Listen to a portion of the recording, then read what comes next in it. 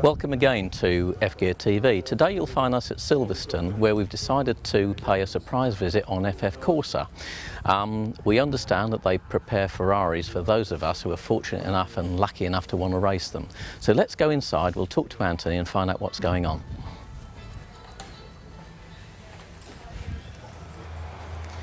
Anthony, good morning. Oh, good morning.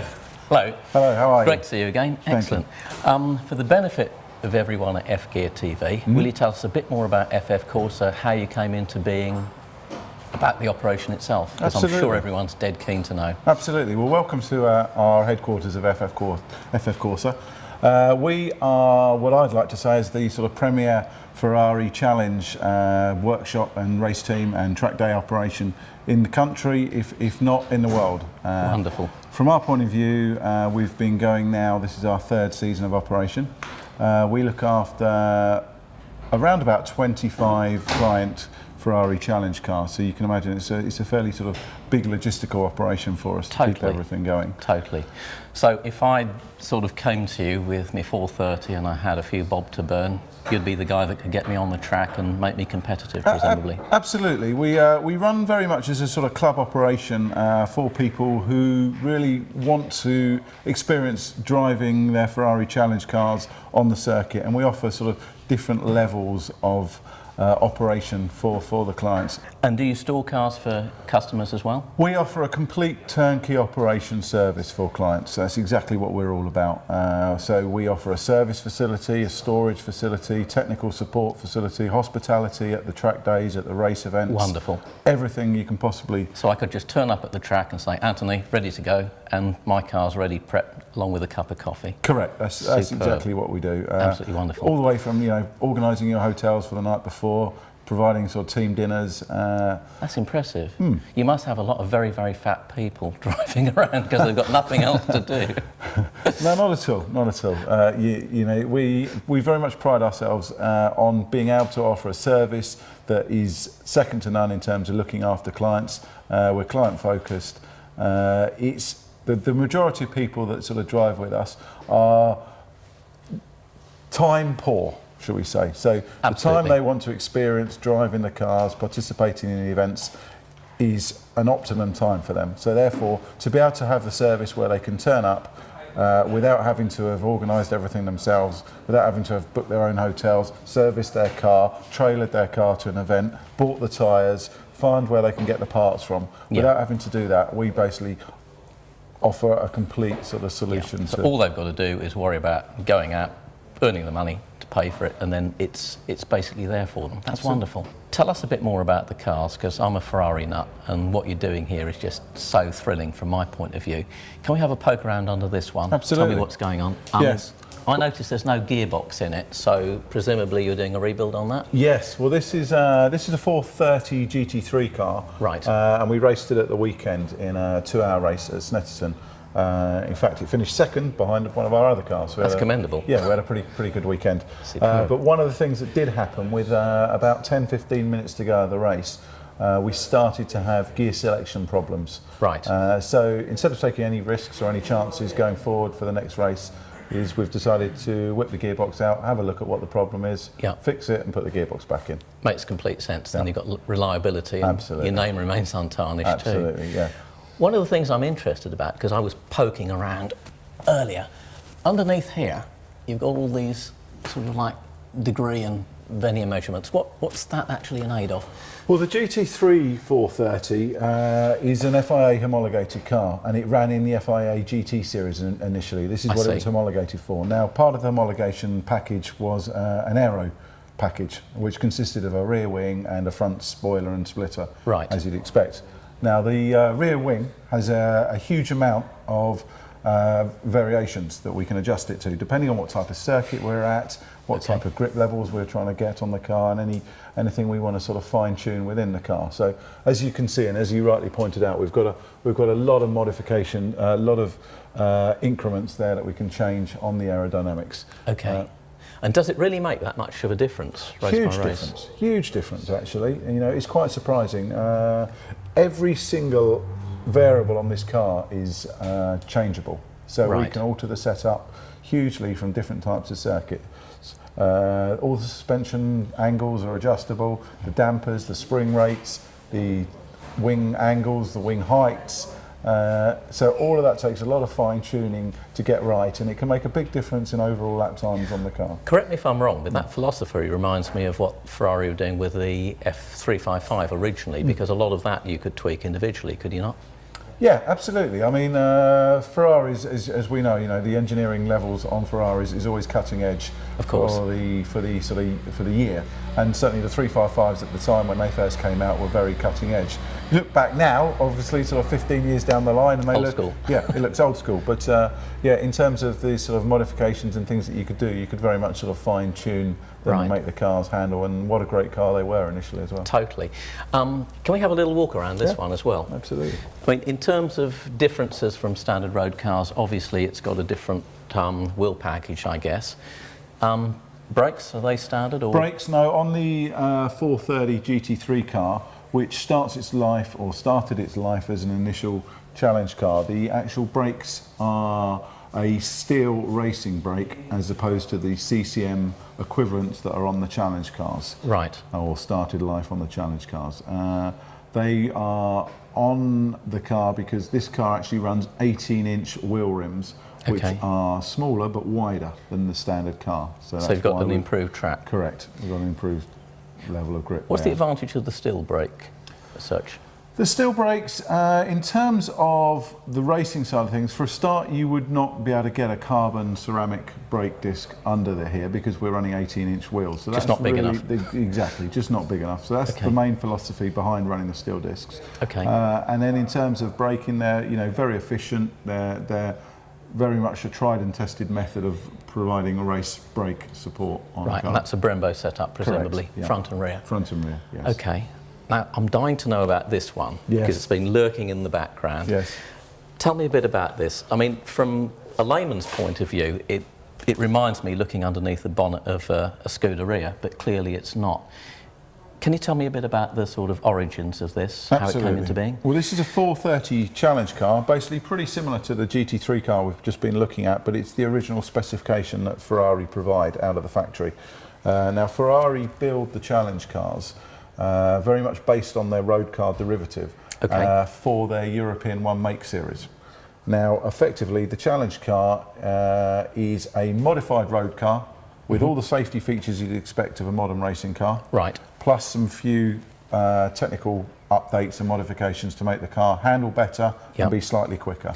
Okay, so from a customer perspective, do you buy the car as is, or do you buy the road car and then it's a conversion? No. Ferrari uniquely sort of build the models, the challenge car models, on their production line for the racing championship. Right. And one of the things I've noticed is that the exhaust system appears, correct me if I'm wrong, to be different to the standard road car, because it's normally a big... Absolutely. Well, actually, funny enough, you've caught on to one of our modifications that we do on the cars. Okay. We run this car in a UK series which is called GT Cup, which is a multi-mark series, so we're running against other manufacturers, so the obvious ones being Porsche, and things like Marcos and TVR, etc., etc. Now, within this championship, we are allowed to do a certain number of modifications to the cars, one of which is the exhaust system that you're looking at. We run a dual exhaust system on the cars, which just provides a better silencing system, because we do have a problem with noise in circuits on the UK. Because you're tested as you go on track. We have to run to a 105 decibel noise limit, so we have to provide an exhaust that's not only capable of being quiet enough, but also able to release the gases and give a good free flow from the engine to enable it to release the power as much as possible. And this is exactly what we've sort of developed here. It's developed in conjunction with an exhaust manufacturer that we use. It's actually a sort of leading cutting edge exhaust in the UK. It's ceramic coated. Sounds impressive. So, yeah, and it's a very, very impressive material. In fact, when this engine has been running for a long period of time, the exhausts stay remarkably cool. You could actually open the bonnet and be able to touch the exhaust. Okay, not put your hand on it for long, you wouldn't be a bit crazy to do that, but you can actually almost physically touch the exhaust without burning yourself, because a lot of the heat is kept into the exhaust through the ceramic coating and then just passed straight out the back of the car. That is impressive, because running a standard one up to London, I know for a fact if you even try and put your hands on it, there's a little warning saying you're going to lose fingers. Absolutely, and stuff, yes, yeah. or cook eggs. Absolutely, yeah, yes. The other thing I've noticed, on the standard cars you've normally got a fuel filler cap, a little toggle inside to release it, and this one appears to have twin filling points. Yes. Is that correct? Yeah, that's right. This is part of the standard car, actually. Right. And all the challenge cars, 430 challenge cars, come with the unique Premier valve refueling system. Okay, so it's just quick refuel. Exactly, quick refuel. It enables us to fuel the cars from the dump churns, which we would push into here, and the fuel goes directly into here.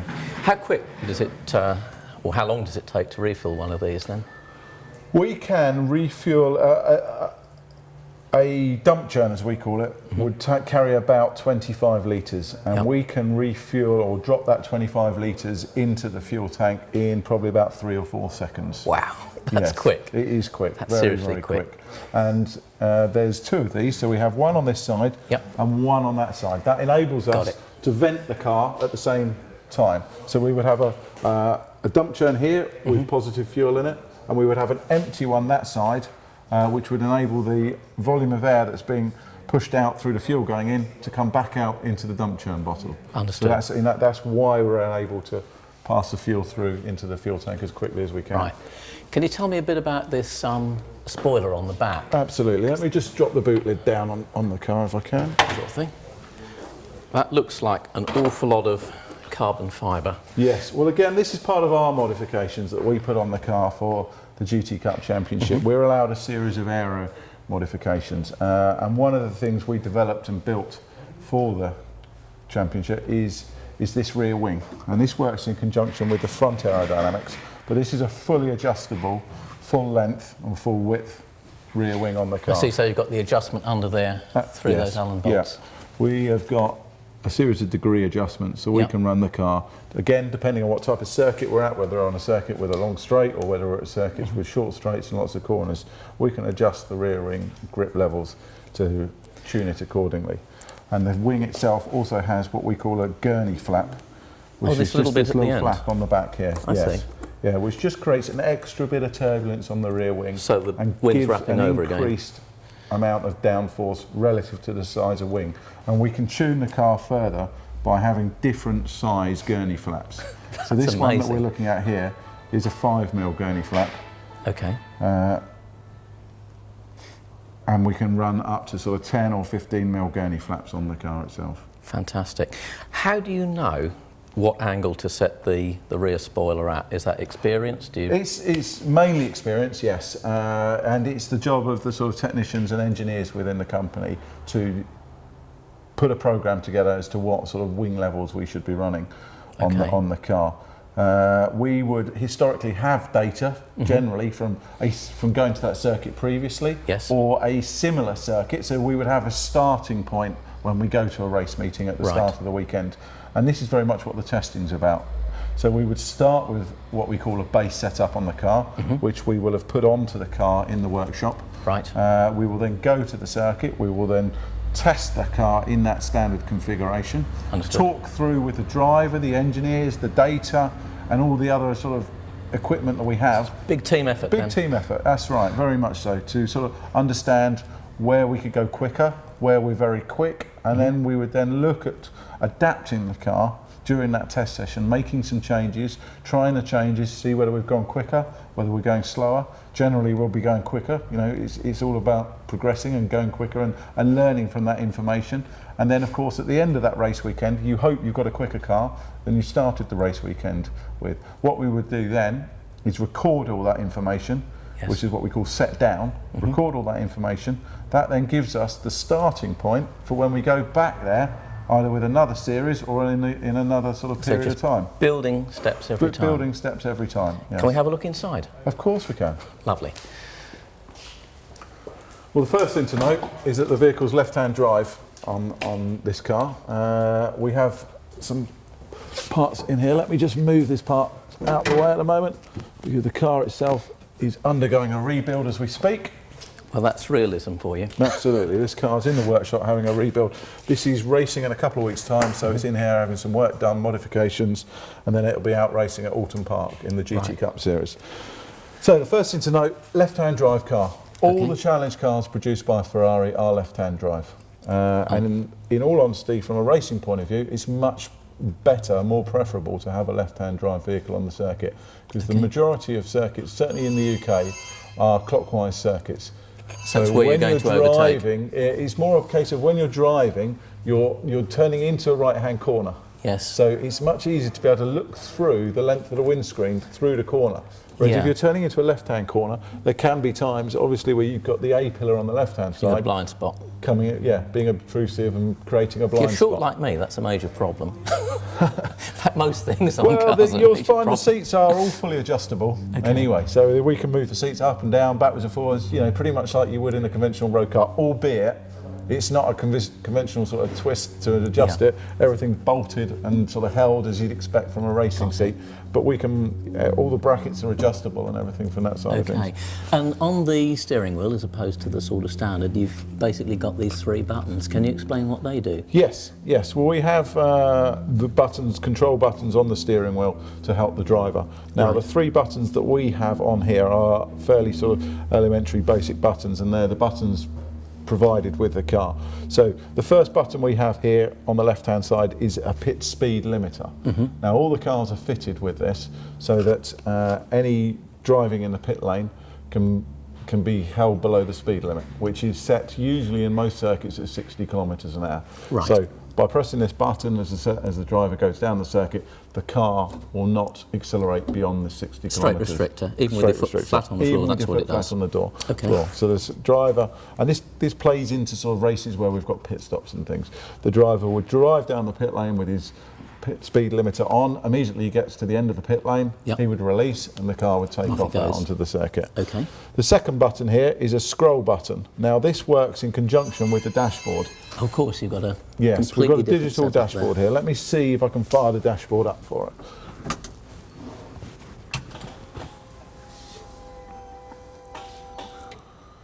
And it comes up with the 430 dashboard, challenge. there we go, That's the impressive. dashboard's fired up there. So it's a fully digital dashboard which records and shows obviously as many parameters as we can throughout the car. Now within the scroll button we can scroll through different screens on the dashboard to look at different variables and the different items. So the base setups we've got, you'll see it says here race. Yes. If I press scroll once it says practice. And if I press scroll here again it says warm up. Now we're showing different things on the dashboard. So the warm-up, we're showing the oil temperature, battery, water temperature and oil pressure. This is very much for the technicians. So when they're warming the car up, checking the car, they can use this page to look at what's going on with the engine itself on the parameters of the car as it's warming up. Then we would switch and we'd have the race setting. Now the race setting is very much sort of geared towards the driver in the race. So the information is relatively simple. Yes. We've got fuel. We can tell how much fuel the car's got left in it. We can tell what oil temperature we're running, oil pressure we're running, and water temperature. So we have the very sort of basic engine measurements on there. Okay. The practice is a very similar thing. The only real difference is that instead of the fuel level, because we're only practicing at this stage, we're showing the speed out there on the track that the car is actually doing. So the driver can flick to this sort of page to look at the speed, but generally we would leave it on the sort of race settings. The other button on here is radio. Now it's not like a radio in a conventional road car as you'd expect. We can't get Radio 1 or Talk Sport or anything on this button here, but what we can get is pits to car. Hence our little aerial on the roof. Correct, yeah, as you'd expect. By pressing this button, the driver can talk back to the pits and communicate with the technicians or engineers back in the pit garage. It's the ultimate toy, isn't it, really? It is, it's fantastic, you know, it really is. Looking inside, I see Race Logic. Now, I know Race Logic, if it's the same company, do traction control systems. Now, Ferrari normally used to have their own on launch control. What's This is actually part of our video system. Race Logic do a number of different products, as you rightly say, one of them is traction control, but this is actually part of a video system that we run in the cars. We have a series of cameras in the car which show and record data. You know, the obvious one's driving forward, and we also have a camera coming back onto the driver, but it also has links into the CAN line system of the car. So it automatically creates a graphical overlay of the car while it's driving. So you've got a lot of information. A lot of information. It will show, and it will show on the video screen. It will show the speed the car's going at. It will show what gear it's in, what throttle inputs being put in, what brake inputs being there, and then linked with that is this predictive lap timer. So what this will actually do is tell the driver how well he's going on a particular lap relative to his fastest ever lap. Crikey. So the driver, for instance, if he's seeing a time on there that's telling him he's going 0.2 better than his best ever lap, he knows he's on a good lap. Yeah, and so he can happy push face on. This is extremely important in qualifying, because qualifying is all about, as you know, doing the fastest lap time. So it enables the driver to make quick decisions whilst doing the qualifying, whether to carry on with that particular lap or to scrap that lap and maybe get themselves geared up for the next particular lap. Sure.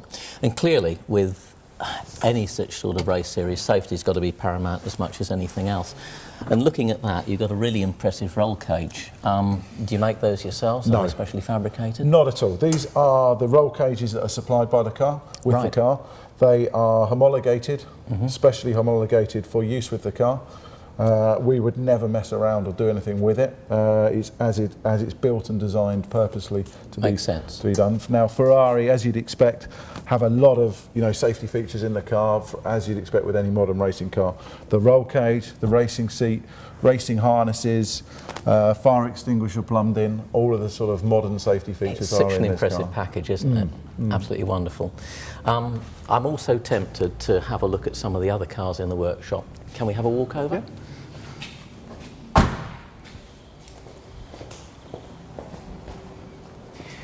Now, being nosy, I'm dead keen to see what's hiding underneath this red cover. Well, can we this is another 430 Challenge car. Let me open this up for you. Wow. Same specifications we were just looking at, but this is a track day car. This is one of our track day customers who we look after. He's probably going to be doing some racing later in the year. So again, as we were talking about earlier, it has the GT Cup modifications on the car that we design and build. Has this full length reach bumper. Yes. The standard bumper comes to about here and sort of tucks under the car, but ours comes all the way down to the bottom. And we have this carbon splitter here at the front, which basically channels the air the way we want it to go. And that's echoing the aerodynamic package you had on the back of the other one. That's right. There's slight subtle differences, but pretty much the same thing. We have a full-length bumper, which is our latest version on that car. Right. This has a slightly different philosophy. That car also has a very lightweight carbon fibre bumper. This has a different type of composite bumper on the front, but essentially the same car. Do you have to do any modifications to improve cooling on the race series, or is that more or less taken care of? No, we don't. No, the cooling on the cars is very good anyway. So they got it right first time? They did get it right first time. We run with the twin radiator system that's provided on the Ferrari Challenge cars, and we have the same size cooling vents on these bumpers as the standard cars. Understood. And the tyre collection you've got is pretty impressive too. Pretty impressive and pretty imposing, depending which way you look at it. It's unfortunately part of the job that with every car we obviously have to have a number of spare wheels for the particular car. Of course. And the more serious the racing, the more wheels we tend to get, and the more cars we look after, the more wheels we get. It's actually grown to be something that is an amazing collection and takes a lot of logistics and looking after. What's the differences between each one? Because to a layman, I've obviously got tyres with tread patterns, tyres that don't have any. Well, within these tyres, we've got tyres here for the different types of challenge cars, the GT3s, etc. But as you rightly say, the obvious differences are the tyres with tread and the tyres without tread. And I'm sure most people sort of know, but You know, these are what we call slick racing tyres. Super sticky. Super sticky, very, very grippy. The rubber itself is very soft compound, and it's designed to work within a temperature range and become extremely sticky at that level. Right. So that's why it's really important when we put these slicks onto a car at the start of a day that the driver takes the initial laps very gently, because just to warm it up. Just to warm the tyres up, because unlike a conventional road tyre, which works slightly differently, a slick racing tyre, the rubber very much works on almost like a glue effect. So until it's at the right temperature, which is sort of around about sort of 70, 80 degrees temperature, centigrade, it's not going to do a lot. It's not going to do a lot. So the drivers have to very much warm the tyres up, and then you get a phenomenal amount of grip compared with a road tyre. Every inch of this rubber is on the road, and it grips and it touches the road.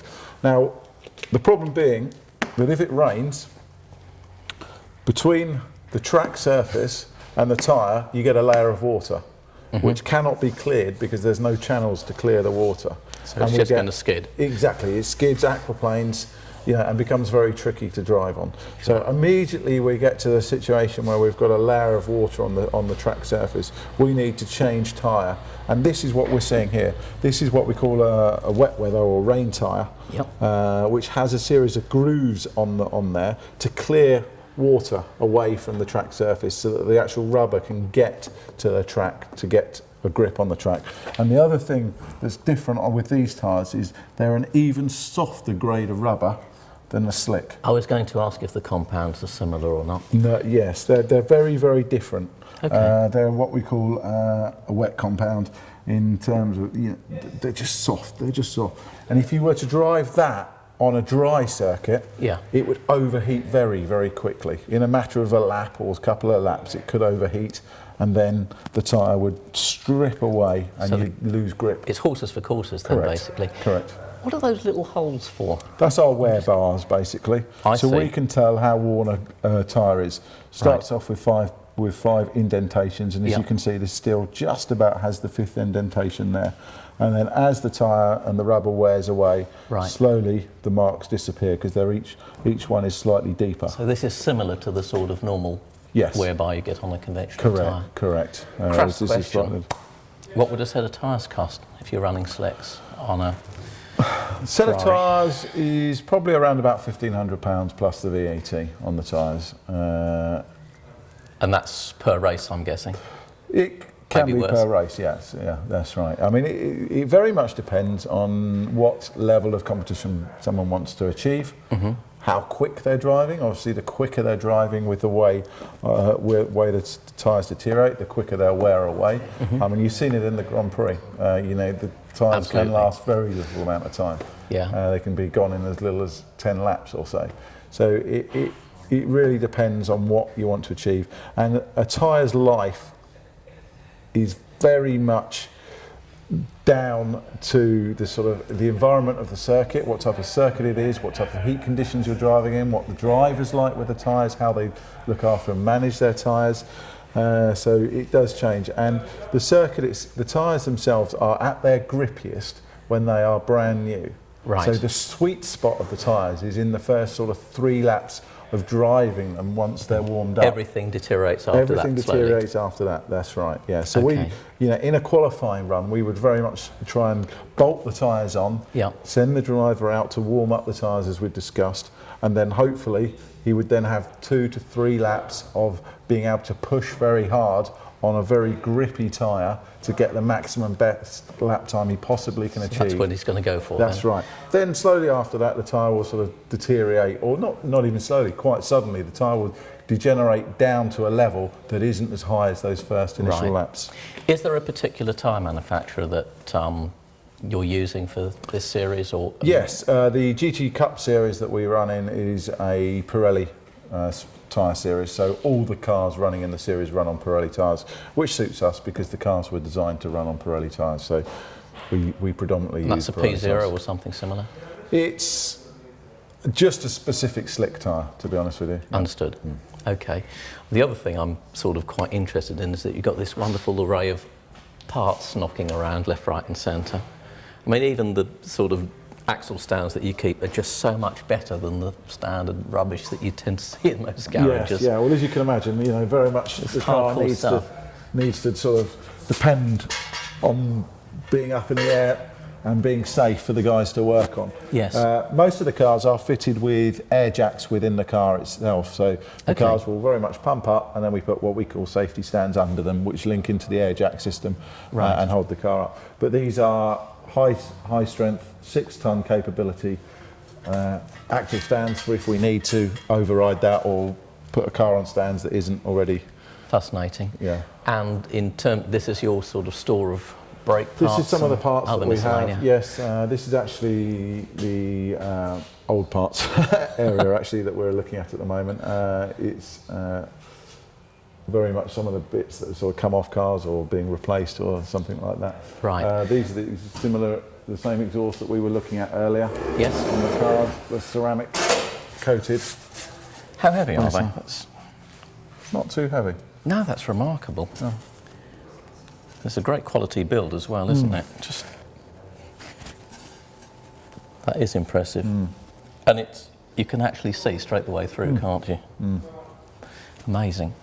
I'm aware of the fact that you've got a very special car outside. Yes. With your permission, I'd love to take a look at that. Absolutely. This thing looks absolutely epic to me.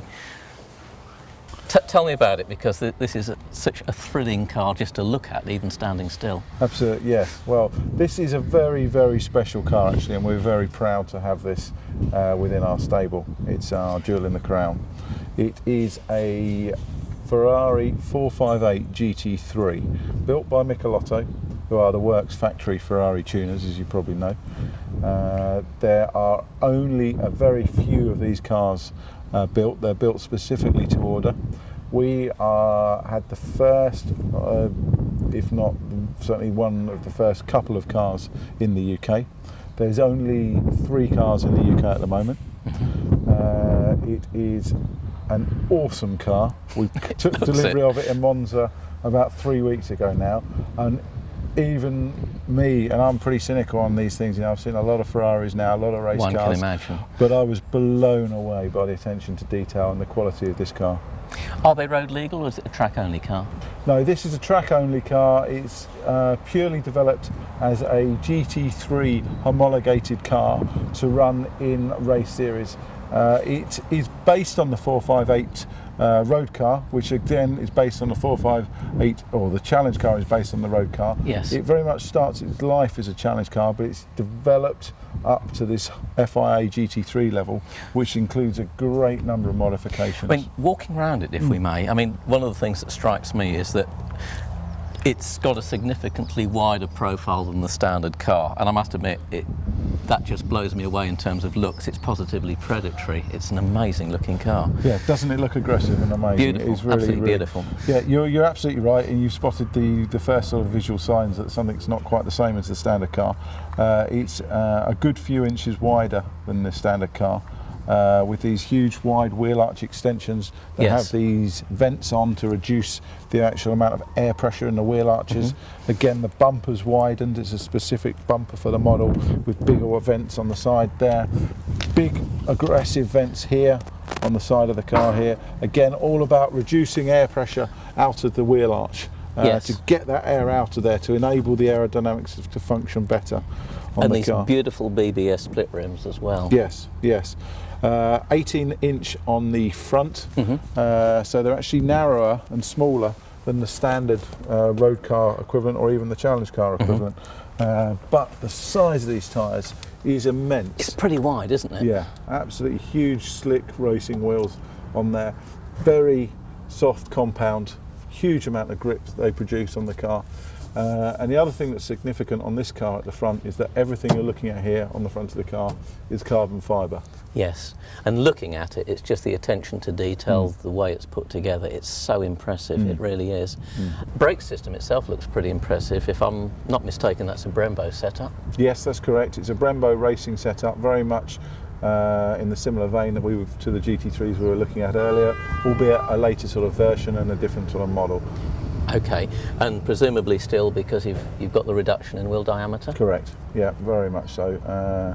We are running, as I said a short while ago, 18-inch wheels on this, which enable them to fit under these sort of huge flared arches. Right.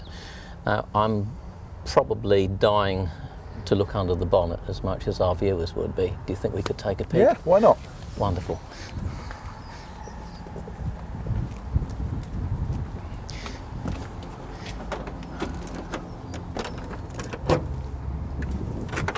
If I could just come round and... By all means.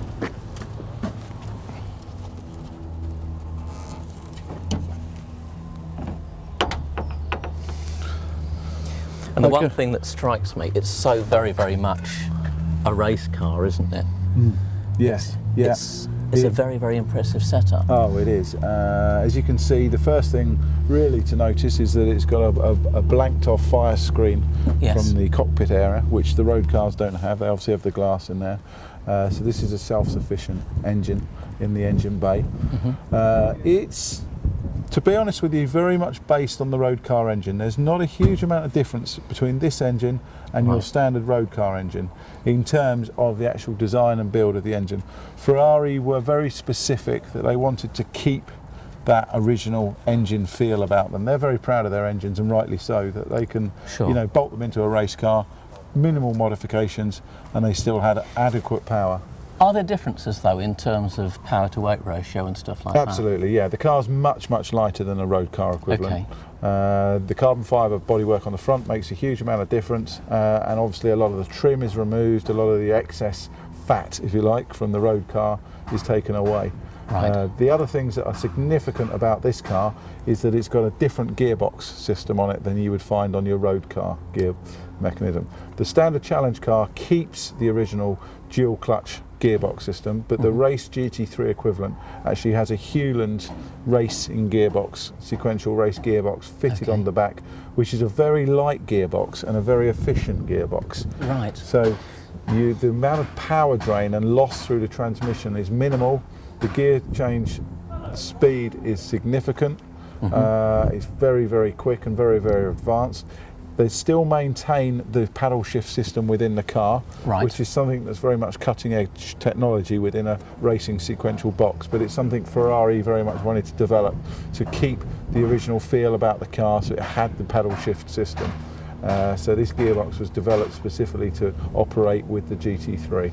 I must admit, the standard system, the standard road system is incredibly impressive, so I can only marvel at what this must be like on the track. Oh, it is mind-blowing. The power and the precision of the gear changes is mind-blowing, and the blip on the down change and the electronics behind it, it's just cutting-edge technology. $1 million question in terms of reliability. I mean, obviously with a lot of the technology there's always the sort of trade-off that there's normally a reliability issue. What's your experience of that? Well, to be honest, the car is still very, very new. We have only had the car for 3 weeks now. They're only just starting to produce them. We ran this in a race this weekend. It was a 2-hour endurance race at Snetterton, and we finished first with the car and beat the rest of the field, which in fact the second place car was also one of our GT3 cars that we were looking at earlier. But we beat that second place car by 2 clear laps, so it shows the performance of the car, and the car ran impeccably throughout.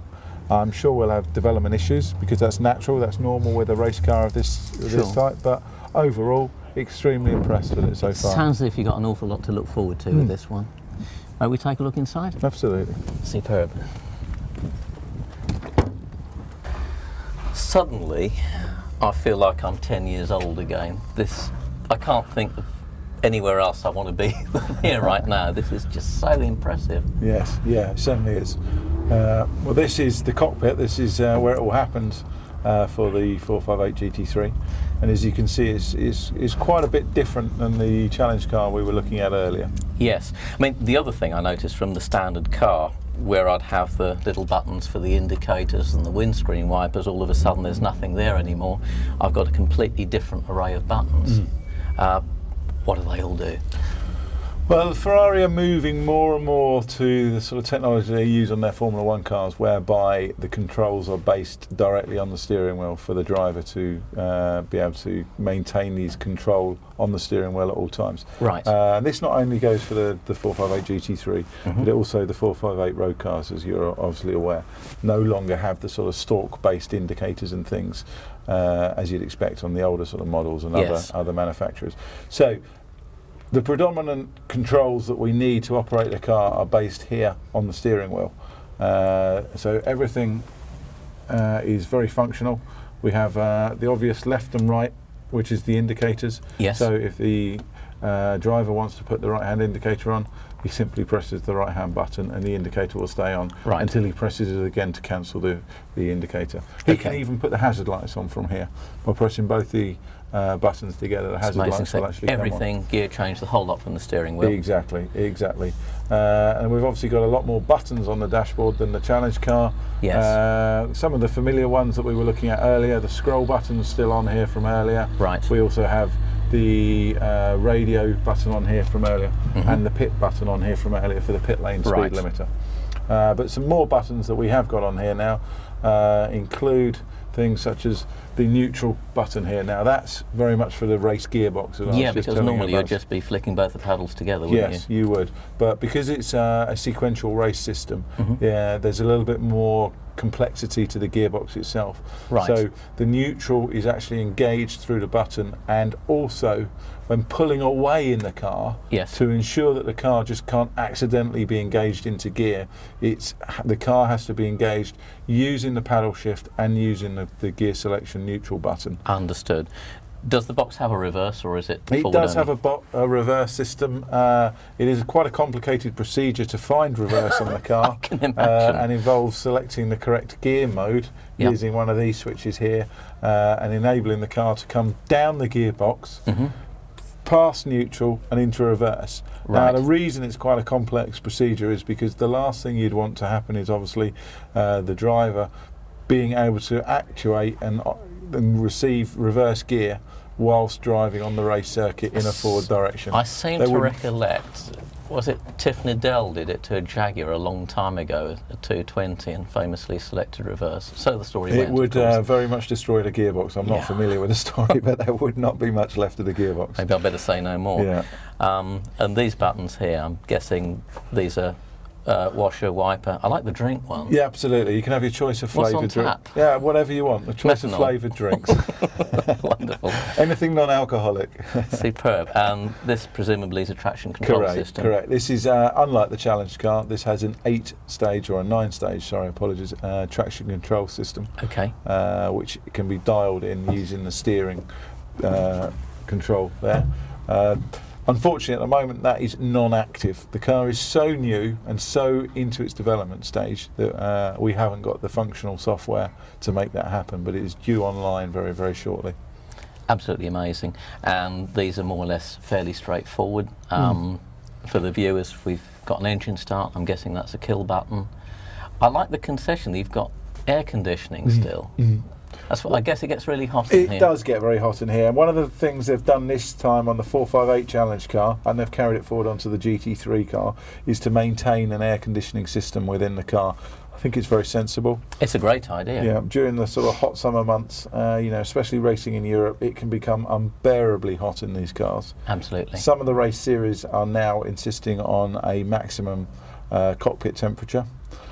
So this is, a very much a proactive move by Ferrari to enable the driver to maintain a degree of comfort whilst driving. Well, it's not only that. I think presumably your concentration levels are going to be better. You're going to drive less raggedly if you're comfortable and you're happy. I mean, absolutely. From a driver's position, this just feels so right. Yes, yeah, you're completely right.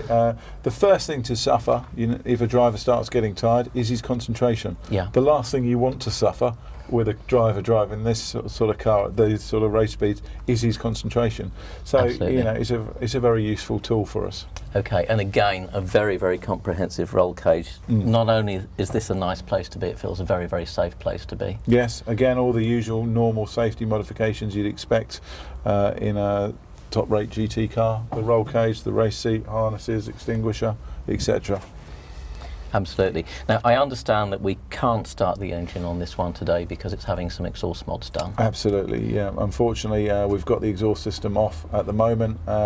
It's being worked on, so I'm unable to start the car. It gives us a very good initiative and incentive to come back and see you some other time, as I'm sure we're going to want to follow the fortunes of this car and Corsa as well, of course. Good. Well, you'd be more than welcome anytime, and we'd love to see you down at the race circuit. Wonderful, and thank you so much for letting me sit in the hot seat. It's been an absolute privilege, and it's better than a facelift. It's taken years off me.